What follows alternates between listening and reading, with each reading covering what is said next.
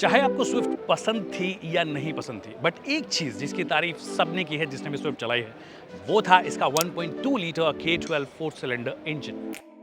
अब unfortunately with the supposedly new generation model 3 cylinder ये लोग गए हैं। 1.2 लीटर ये है बट 3 सिलेंडर हो गया है। क्या ये उतना एक्साइटिंग है वो तो मैं चला के बताऊंगा, बट इस K12 इंजन के अलावा और क्या क्या इसने खोया है या क्या क्या इसने पाया है उसके बारे में आज हम बात करने वाले हैं। नमस्कार, खमागड़ी दिव्य सज्जनों, my name is Vikas Yogi. You are watching S in studio in his everything that you need to know about the new Swift.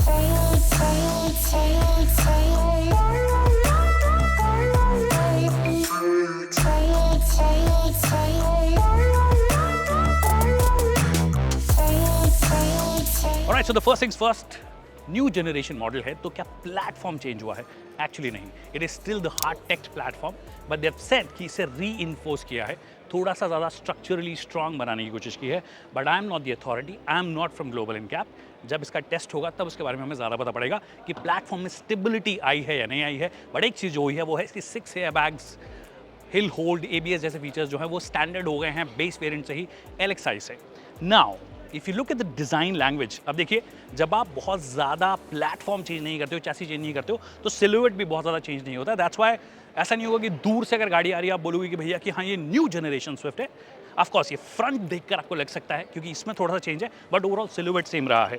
Now this particular hood, it reminds me of an old Maruti Suzuki car which was a star. क्या आपको भी ऐसा लगता है? मुझे बहुत ज़्यादा ए star की याद दिला रही है।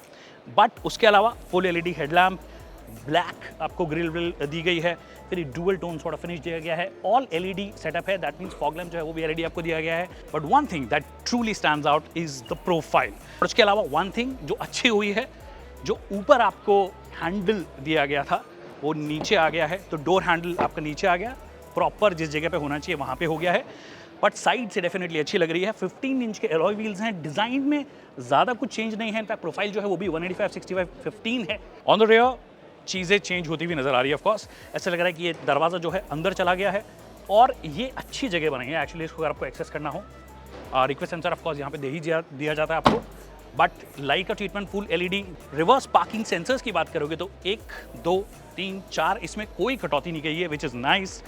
ऑफकोर्स रिवर्स पार्किंग कैमरा आपको मिलता है। ये सब चीज़ें चेंज होके अब हुआ ये है कि स्विफ्ट न्यू जनरेशन तो हो गई है, बट ऐसा नहीं है कि एकदम ड्रास्टिक चेंज है। It's more of an evolution than a typical departure. In fact wheelbase भी जो है 2450 mm है, दैट मीन्स उसमें कोई चेंज नहीं हुआ है। दैट मीन्स अंदर भी शायद कुछ चेंज नहीं हुआ, अंदर जाएंगे तब बात करेंगे। बट एक चीज़ जो मैं पहले ही बोल देना चाहता हूँ वो ये, इसकी प्राइस जो है वो 6.49 लाख है।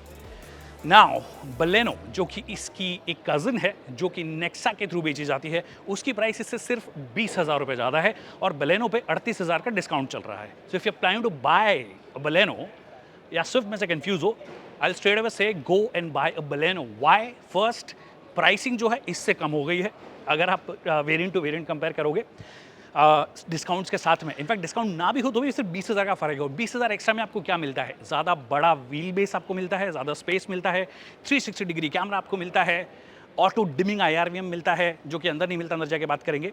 16 इंच के एलॉय व्हील्स आपको मिलते हैं and a lot of things, HUD वगैरह वो सब वगैरह फैंसी चीज़ें आपको चाहिए। तो ये चीज़ें समहाउ बलेनो को ज़्यादा सेंसिबल बनाती है। अब अंदर जाके देखते हैं कि अंदर क्या कुछ चेंज हुआ है। और ऑन द इनसाइड ऑनेस्टली एक जो चीज़ ऑफकोर्स इनकी हर नई गाड़ी में मिल रही है वो ये है स्क्रीन। पहले एप्पल कारप्ले और एंड्रॉइड ऑटो दोनों को सपोर्ट करती है, 9 इंच की स्क्रीन है, बट ये जो चीज़ है एक्स्ट्रा बेजल्स जो हैं वो बहुत ज़्यादा ही बड़े लग रहे हैं ऑनेस्टली। बट उसके अलावा ऐसे ही लेयर्ड सॉर्ट ऑफ हमने इंटीरियर्स का देखा था वैसा ही है। कलर कॉम्बिनेशन में हल्का सा चेंज अगर दिख रहा है तो दिख रहा है भाई, वो बहुत ही मामूली 19-20 वाला फर्क होगा। सीट्स जो हैं, सीट्स में चेंज एक्चुअली मारुति बहुत ज़्यादा करती नहीं है, इस बार भी कोई चेंज नहीं है और सीट्स में एक्चुअली कोई शिकायत भी नहीं है। स्विफ्ट की सीट्स हमेशा से बहुत ज़्यादा कंफर्टेबल और बहुत ज़्यादा सपोर्टिव, साइड बॉल्स्टिंग वगैरह सब कुछ बहुत अच्छा मिलता है। वो चीज़ डेफिनेटली यहाँ पर भी मेंटेन्ड है, अच्छा बॉल्स्टिंग सपोर्ट। इनफैक्ट इसकी सीट्स मुझे बलेनो से बेटर लगती है when it comes to holding you. But अगर आप मुझसे ज़्यादा चौड़े हैं then it will become a problem.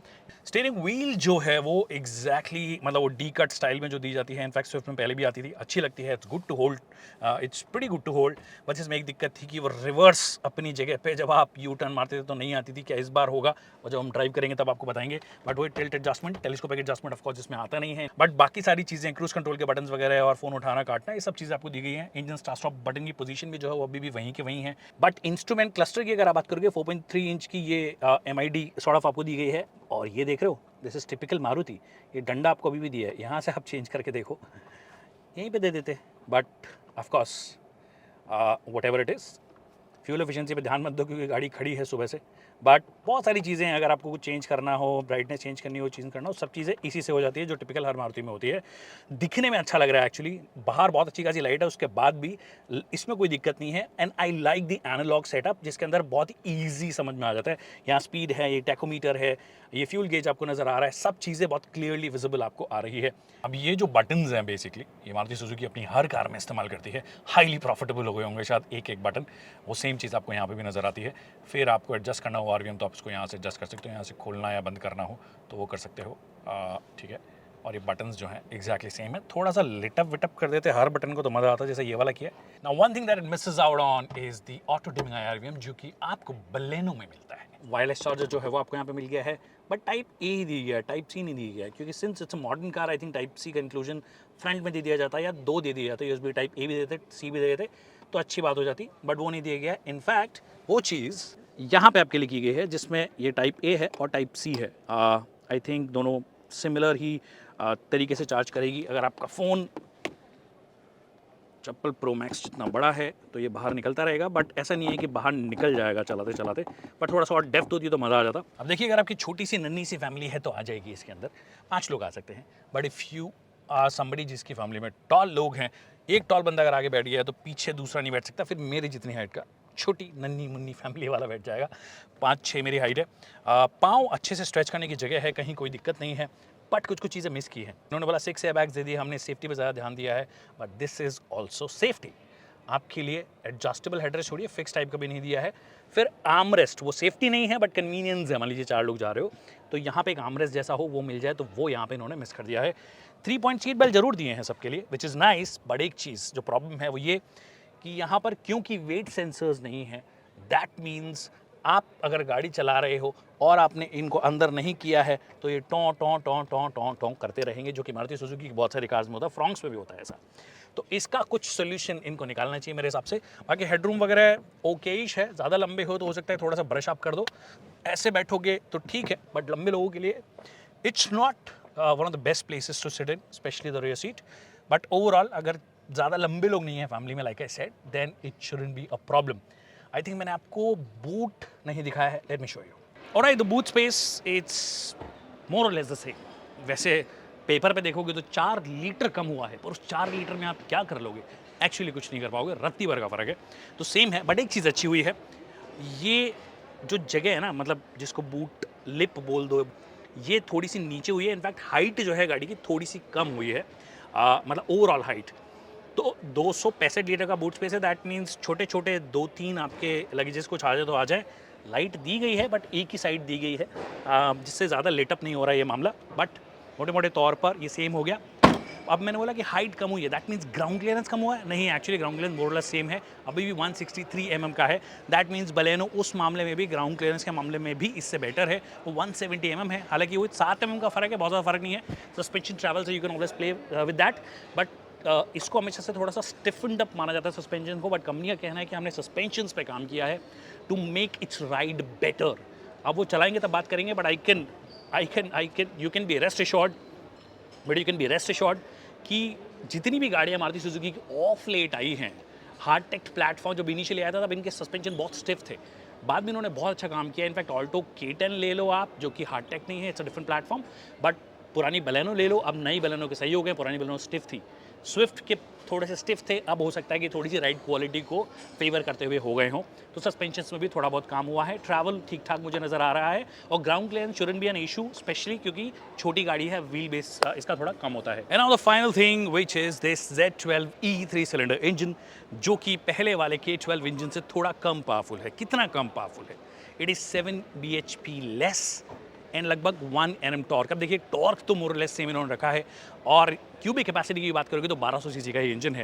And I hope they live up to the expectation जो इन्होंने K12 के साथ में की है, बट वो हो नहीं सकता है। वो इसलिए क्योंकि एक 4 सिलेंडर इंजन इनहेरेंटली ज़्यादा वाइब्रेशन फ्री होगा। This will create some sort of vibrations, और इसी वजह से इंसुलेशन पहली बार शायद आप स्विफ्ट में देख रहे हो, ये इंसुलेशन शीट जो लगाई गई है, which will try and control it. But honestly K12 के जाने के बाद में क्या ये उस एक्सपेक्टेशन पे मतलब हमें खुश कर पाएंगे, क्या हमारी एक्सपेक्टेशंस जो हैं उस पर ये खरे उतर पाएंगे, वो मैं आपको अपने ड्राइव वीडियो में बताऊंगा। बट एक चीज़ जिस पर ये खरे उतरे हैं और हमेशा खरे उतरते हैं वो fuel efficiency. 25.8 kmpl with the AGS, with a 1200 CC engine, without any hybrid. फिर उसके बाद में 24.7 kmpl जो है वो इनका मैनुअल अगर आप लेते हो तो आपको मिलता है। That makes it one of the most fuel efficient petrol cars in the country. But इससे क्या ये मतलब फन एलिमेंट जो है वो इसका बरकरार रहा है नहीं रखा है, वो चलाने की बात करेंगे। बट इन्होंने बोला है कि टॉर्क जो है वो लो एंड टॉर्क हमने थोड़ी सी बेहतर की है, 10-12%, 15%। नाउ चलाएंगे तब उसके बारे में बात करेंगे।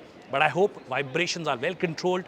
आई hope that it is still fun to drive, but for that आपको वेट करना पड़ेगा। बहुत जल्दी आने वाला है हमारा video. Thank you so much people for watching this video.